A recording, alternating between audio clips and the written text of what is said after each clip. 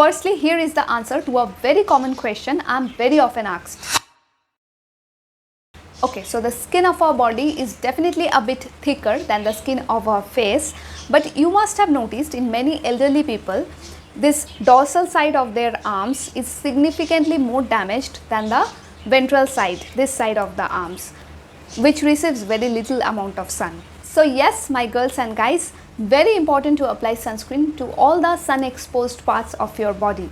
So let's look at a few sunscreens that are affordable, that can be easily used on the body, and also a few common sunscreens that maybe you should stay away from.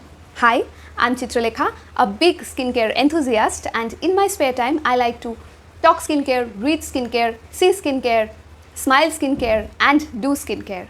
If you would like to know a little bit more about me and my background, then please do visit the description of this video. Now let's look at the first sunscreen of the day with no particular order. This one is a very affordable and a very commonly used one. The Vaseline Healthy Bright Sun Plus Pollution Protection Lotion. So it feels very hydrating, yet it's a very non-greasy and non-oily lotion, perfect to use on the body both during the summer and winter months.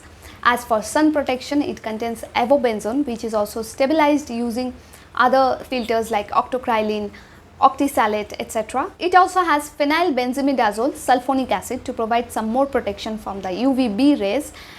Okay, I think it's a decent product, and it also has some additional antioxidants like niacinamide, sodium ascorbyl phosphate, etc. Okay, great. Only one downside, however, it has a pretty much amount of fragrance in it. Even if you are not allergic to fragrance, it's better to avoid fragrance at least in your sunscreens, because there is already a lot of evidence that many sunscreen chemicals show toxic effects when exposed to the sun. Now, how much toxic effects? That depends on the type and quantity of fragrance used in the sunscreen product. Other than this one downside, I think it's a very hydrating, nice sunscreen lotion. Vaseline, are you listening? Please remove the fragrance for our sake. And do I recommend this sunscreen? I think it's your decision. I have told you about the pros and cons of this sunscreen. Now you take the final decision. Number 2, the Nivea sunscreen lotion. Okay, let me tell you an interesting thing happened with me. So 2 years back, I went on a beach trip, and there I was carrying 2 sunscreens with me. One of them was this Nivea sunscreen lotion. So I had used this sunscreen for my body, and the result was, okay, before I say what happened, I'll also admit this, I was continuously under the sun on that trip, swimming, running from one beach to another and whatnot, and the weather was very sunny as well. But I must also say, I had applied the sunscreen very diligently all over my body, reapplying every 1.5 hours, letting the sunscreen dry before diving into the water. But at the end of the trip, I had developed some amount of tan over my thighs and my arms. But my face was totally protected, absolutely perfectly protected. There was no sign of tan, no damage, no visible damage on my face. I was using the Neutrogena Ultra Sheer Sunscreen on my face. So guys, this sunscreen did not really protect my skin very well, and on top of it, it made my skin very dry, extremely dry. So my verdict, you can use it for little day-to-day sun exposure, provided it does not make your skin feel dry. But if you are going for a vacation or a beach trip, this sunscreen won't be a reliable option.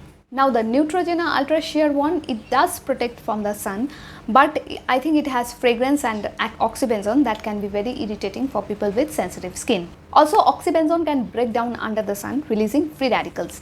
Free radicals, for those of you who don't know, these are a type of unstable molecules that can damage the body's cells. This free radical thing, it happens more if you don't reapply the sunscreen at regular intervals. So if you are using a sunscreen containing oxybenzone, be very careful about that. Reapply every 2-3 hours. So this one is a very amazing lightweight sunscreen, absorbs very quickly into the skin, leaving no oiliness or greasiness, and it also does not give any white cast. But my concern is it also has oxybenzone. That means it may not be suitable for people with sensitive skin. And also remember what I just said, be careful to reapply the sunscreen frequently to prevent free radical damage. Also, this one for most people is a bit costly to be applied all over the body every day, so may not be a great choice for the body after all. Next, the Bello Photostable sunscreen. So I have reviewed this sunscreen in detail before, and it is definitely one of my favorite sunscreens. It comes from a trusted pharma company. It has no fragrance in it. It provides an SPF of 40 plus and a PA triple plus protection. It also mentions the critical wavelength, which is great. Okay, now higher the critical wavelength of a sunscreen, better is the UV protection. Most sunscreens provide a critical wavelength of around 370 nanometer, and this sunscreen has a high critical wavelength of 377 nanometer. Great. Also it's relatively affordable to be used all over the body. So yes, it is my number one recommendation. The Cetaphil Sunlight Gel SPF 50 plus. Now it has alcohol, which can be a bit too drying for the skin. Now I do not recommend this sunscreen for your face because I have personally seen alcohol to be too drying for the facial skin. But you can use it on your body if you do not have a very dry or very sensitive body skin. But price point wise, it's not really as affordable as the Photostable one. I would definitely choose the Photostable one over this one.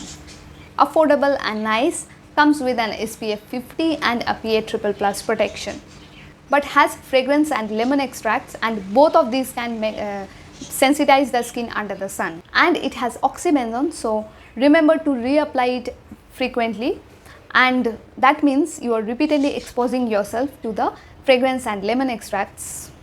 Not good, not really good for the skin for long-term use.